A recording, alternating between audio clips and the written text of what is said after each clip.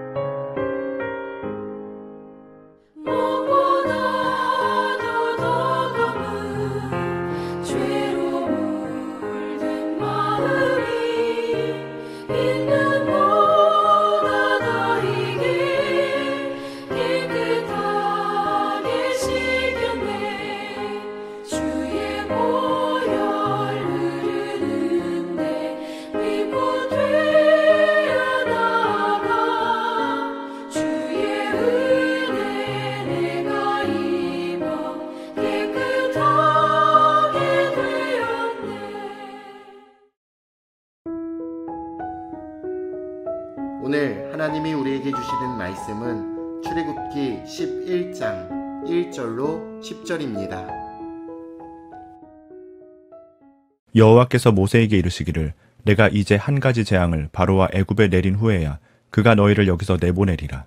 그가 너희를 내보낼 때에는 여기서 반드시 다 쫓아내리니 백성에게 말하여 사람들에게 각기 이웃들에게 은금 패물을 구하게 하라 하시더니 여호와께서 그 백성으로 애굽 사람의 은혜를 받게 하셨고 또 그 사람 모세는 애굽 땅에 있는 바로의 신하와 백성의 눈에 아주 위대하게 보였더라.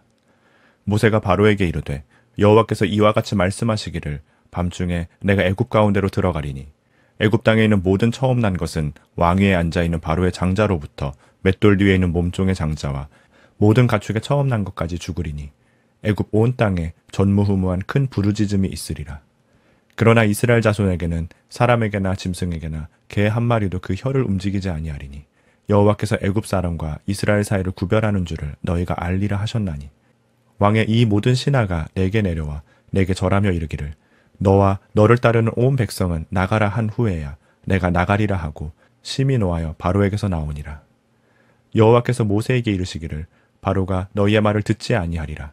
그러므로 내가 애굽 땅에서 나의 기적을 더하리라 하셨고 모세와 아론이 이 모든 기적을 바로 앞에서 행하였으나 여호와께서 바로의 마음을 완악하게 하셨으므로 그가 이스라엘 자손을 그 나라에서 보내지 아니하였더라.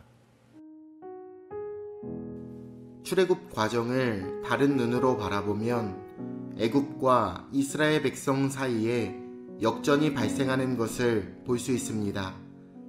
노예였던 자들이었지만 이제 구별되고 보호받고 강성해진 이스라엘을 발견할 수 있습니다. 어떻게 이런 역전이 가능하게 된 것일까요? 이제 애굽에서의 험난한 과정에 끝이 다가오고 있습니다. 하나님은 다가오는 재앙을 마지막으로 애굽의 바로가 이스라엘을 내보낼 것이라고 말씀하십니다. 이스라엘은 그저 노예의 모습으로 애굽에서 나오는 것이 아니었습니다. 하나님은 애굽 사람들에게 은, 금과 보화를 요구하라 말씀하십니다. 이스라엘은 부유한 자유민의 모습으로 애굽을 당당히 나가야 했습니다. 그렇게 함으로써 하나님은 당신이 애굽에서 이루신 일을 만천하에 알리실 것입니다. 이스라엘의 요구에 애굽 사람들은 기쁘게 호응합니다. 재앙이 이어지는 동안 인간 사이의 계층과 구별은 무의미해졌습니다. 오히려 이스라엘이 특별한 보호를 받는 특권층으로 여겨져 부러움의 대상이 되었을 것입니다. 이스라엘이 거하는 곳만 하나님의 은총으로 보호받았기 때문입니다. 애굽 사람들에게서 이스라엘을 향한 어떤 적의도 보이지 않습니다. 하나님의 은총이 이스라엘을 그들 눈에 대단한 존재로 보이게 한 것입니다. 모세는 바로에게 무서운 경고를 전합니다. 이전 재앙 중에서 사람의 생명을 대상으로 한 재앙은 없었지만 이제 마지막 재앙은 그렇지 않았기 때문입니다. 이 마지막 재앙은 하나님의 심판의 결국이 어떤 것인지를 잘 보여주고 있습니다. 바로 사망입니다. 그러나 하나님의 사람들에게는 사망 대신 영광이 있습니다. 사망의 승리와 죽음의 괴롭힘은 그리스도께서 주신 승리 앞에서, 하나님의 영광 앞에서 그 힘을 잃기 때문입니다. 이스라엘은 마지막 재앙에서도 보호를 받습니다. 이 구별은 바로와 신하들에게 이스라엘은 더 이상 그들과 함께할 수 없는 하나님의 백성이라는 사실을 정말 뼈저리게 인식하게 만듭니다. 이제 주도권은 모세가 쥐고 있었습니다. 화를 내고 언성을 높이는 쪽도 이제는 바로가 아닌 모세입니다. 이런 명백한 역전은 성경에서 어렵지 않게 발견할 수 있습니다. 약하고 미련하고 가난하더라도 하나님이 함께 하실 때, 그들이 하나님을 의지할 때 이런 놀라운 역전이 펼쳐집니다. 재앙의 과정에서 하나님은 두 종류의 기적을 행하시는 것처럼 보입니다.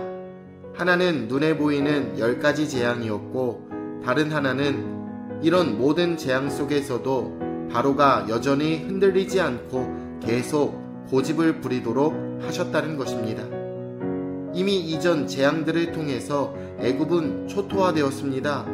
더 이상 피해를 입기 전에 이스라엘을 내보내야 함이 정말 명백한데도 바로는 자신의 자존심과 고집을 굽히지 않습니다.